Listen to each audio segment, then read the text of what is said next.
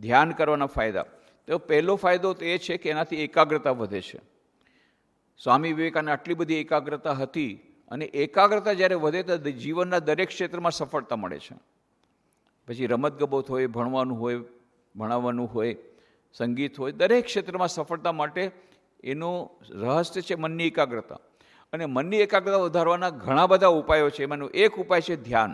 ધ્યાન અને એકાગ્રતા બંને એકબીજા સાથે સંકળાયેલા છે. જ્યારે એકાગ્રતા હોય સારી તો ધ્યાન સારું થાય છે, અને ધ્યાન સારું થાય તો એકાગ્રતા આવે છે. બંને એકબીજાના પરિપૂરક છે. તો ધ્યાન એ કેટલું બધું જે તમે વાંચ્યું હશે, આની પહેલાં પણ આપણે ડિસ્કસ કર્યું કે સ્વામી વિવેકાનંદની કેટલી બધી એકાગ્રતા હતી કે ત્યાં મેરઠ ગયા હતા. જ્હોન લબકના પુસ્તકો આવડા મોટા જાડા જાડા ઘણા બધા વોલ્યુમ છે. તો એમના ગુરુભાઈ હતા, અખંડાનંદજી સાથે હતા. તો એ મેરઠની લાઇબ્રેરીમાં જતા, રોજ એક વોલ્યુમ લાવતા, અને આખો દિવસમાં સ્વામીજી વાંચી દેતા, અને પછી બીજે દિવસે બીજી વોલ્યુમ મંગાવતા. થોડા દિવસ પછી લાઇબ્રેરીએ કહ્યું, ભાઈ તમારા ગુરુભાઈને ચોપડી વાંચવી ન હોય, રોજ પાછી વાંચે આપે છે, તો લઈ જાઓ છો શું કરવા? તમે આટલી મહેનત કરો છો એટલે દૂરથી આવવાની, અને મને મહેનત કરાવો છો, રોજ મારી ઇશ્યુ કરવાની ચોપડી વાંચ્યા વગર જો પાછી દેવાની હોય તો લઈ જાઓ છો શું કરવા? આ વાત જ્યારે સ્વામી વિવેકાનંદને કરી, સ્વામી વિવેકાનંદ પોતે આવ્યા. લાઇબ્રેરી કહ્યું, તમે શું એમ માનો છો કે આ ચોપડી વાંચ્યા વગર હું પાછી આપું છું? લાઇબ્રેરી કહે, તો શું તમે એમ કહેવા માગો છો એક દિવસમાં આવડી જાડી ચોપડી તમે વાંચી લેશો? તો કે હા, હું વાંચી લઉં છું. કે તમે શું વાત કરો છો કે અત્યાર સુધી જેટલા વોલ્યુમ વાંચ્યા એમાં તમે પરીક્ષા લઈ લ્યો. અને લાઇબ્રેરીને કેટલા બધા પ્રશ્નો પૂછ્યા, સ્વામીજી બધાને જવાબ આપ્યા, સાચા જવાબ આપ્યા, ક્યાંક પુસ્તકોની ભાષા ઉદ્ધિત કરી. લાઇબ્રેરીને આશ્ચર્ય કે સ્વામીજી આ તો ચમત્કાર છે. સ્વામીજી કે ચમત્કાર નથી, આ મનની એકાગ્રતાનું પરિણામ છે. તો મનની એકાગ્રતા હોય છે તો દરેક ક્ષેત્રમાં સફળતા મળે છે. આ સ્વામી વિવેકાનંદ આટલી બધી એકાગ્રતા કેવી રીતે થઈ? કારણ કે નાનપણથી ધ્યાનની રમત રમતા. વિચાર કરો, નાનો બિલે, એનું નામ બિલે એટલા માટે રાખવામાં આવ્યું કે ભુવનેશ્વરી દેવીએ વીરેશ્વર શિવજી છે એની પૂજા કરાવી હતી પોતાના ઓળખીતા બેન પાસે. એટલે વીરેશ્વર શિવને કારણે વીરેશ્વરની કૃપાથી એમને શિવજીના દર્શન થયા, અને શિવજીએ કહ્યું કે હા, તમને પુત્ર નરરથ થશે. એમના દર્શન થયા શિવજીના, અને પછી આનો જન્મ થયો સ્વામી વિવેકાનંદનો. એટલે એનું નામ પાડવામાં આવ્યું વીરેશ્વર.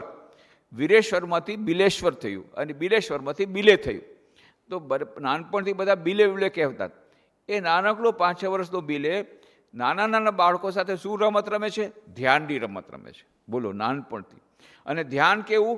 ધ્યાનમાં બેઠો તો એકદમથી ઊંડા ધ્યાનમાં સરકી પડ્યો, અને ત્યાં એક નાગ આવ્યો.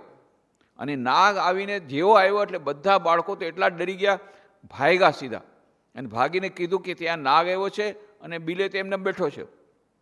એટલે બધાએ આવ્યા, જોયું તો નાગ બેઠો છે પાસે, અને બિલે ધ્યાન કરી રહ્યો છે. હવે આ લોકોની કોઈ હિંમત નહોતી થતી કે અંદર આવે, પાછું નાગ એવડો મોટો, કરવું શું? ત્યાં તો થોડીક વારમાં નાગ પોતાની મેળે સરકીને ગયો. ત્યાર પછી આ લોકોએ બિલેને ઉઠાડ્યો કે મને તો કાંઈ ખબર નથી નાગ ક્યારે આવ્યો, શું નહીં, કાંઈ નહીં, એ તો ધ્યાનમાં મસ્ત છે. વિચાર કરો, નાનકડો બાળક ત્યારથી ધ્યાન સિદ્ધ, અને પછી તો કેટલા બધા એમના ધ્યાન, કેટલી બધી વાર આપણે જોઈએ છીએ કેવી રીતે ધ્યાનમાં સરકી પડતા, ગમે ત્યારે ધ્યાનમાં સરકી પડતા. અમેરિકામાં ટ્રામમાં જતા, અને કંડક્ટર કે જવું છે ક્યાં, છેલ્લું સ્ટેશન આવ્યું? તો કે મારે તો ત્યાં ઉતરવાનું. તો કે ક્યારનું વહી ગયું, હવે ચાલો પાછા. પછી કે હવે મને ઉતારી દેજો, તો ત્યાં બેઠા એટલે ધ્યાનમાં સીધા. તે અમેરિકામાં પણ આવી રીતે ધ્યાનમાં મગ્ન થતા.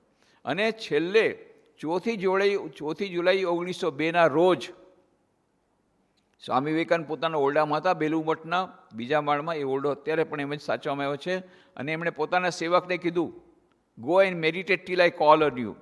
જ્યાં સુધી તને ન બોલાવું ત્યાં સુધી તું ધ્યાન કર. અને પછી પોતાના ઊંડા ધ્યાનમાં મગ્ન થઈ ગયા, અને ધ્યાનના પંખો પર સવાર થઈ અને સીધા અનંતની યાત્રાએ નીકળી ગયા. એટલે ધ્યાન એ આટલું બધું સ્વામી વિવેકાનંદ સંકળાયેલું, એટલા માટે હમણાં મનની એકાગ્રતા હતી. તો ધ્યાન કરવાથી એકાગ્રતા આવશે, તમારે ટેન્શન ઓછું થશે. સ્ટ્રેસ મેનેજમેન્ટ માટે ધ્યાન મહત્ત્વનું છે.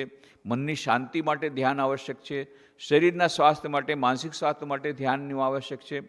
ક્રિએટિવિટી વધે છે, તમારી સર્જનાત્મક શક્તિ પણ વધી જાય છે. કેટલા બધા સાયન્ટિફિક એક્સપેરિમેન્ટ્સ જે થયા એ બધા ધ્યાનના ક્ષણોમાં થયા. આર્ટિસ્ટ લોકો જ્યારે ધ્યાન કરીને પછી આર્ટ કરે છે તો એને અલગ પ્રકારનું ધ્યાન, એમાં અલગ પ્રકારનું આર્ટિસ્ટ એ પ્રોડક્ટ થાય છે એમાંથી. આવા ઘણા બધા ઉપાય છે, પણ સૌથી મોટી વસ્તુ છે ધ્યાન આપણા આધ્યાત્મિક જીવનમાં મદદરૂપ થાય છે. અને જે અંતિમ સોપાન, અષ્ટમ સોપાન સુધી આપણને સમાધિ સુધી લઈ જાય છે. અને એ સમાધિની અવસ્થા તમે કહો અથવા જ્ઞાનની ભાષામાં, જ્ઞાનીની ભાષામાં આ છે રાજયોગની ભાષામાં સમાધિ. જ્ઞાનયોગીની ભાષામાં શું છે? મુક્તિ અથવા મોક્ષ, અથવા તો એ પરે, સમયની પરે જવાની વાત. અને ભક્તિની ભાષામાં એ પરમપદની પ્રાપ્તિ. કર્મયોગની ભાષામાં પરમપદની પ્રાપ્તિ, પરમ શાંતિની પ્રાપ્તિ. અનંત સુખ, અનંત જ્ઞાન, અનંત આનંદ, એ જે આપણું જે મુખ્ય ધ્યેય છે મનુષ્ય જીવનનું, એ ધ્યેય આ ધ્યાન દ્વારા આપણે કરી શકીએ છીએ. તો ધ્યાનના ઘણા બધા ફાયદા છે.